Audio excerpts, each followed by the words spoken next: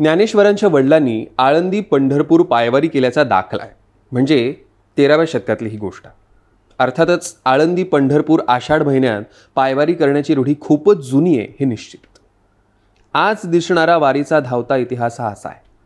तुकोबा ज्येष्ठ महिन्यातल्या कृष्ण पक्षातल्या अष्टमीला आळंदीला जा. रात्री ते आळंदीला प्रवचन कीर्तन करत.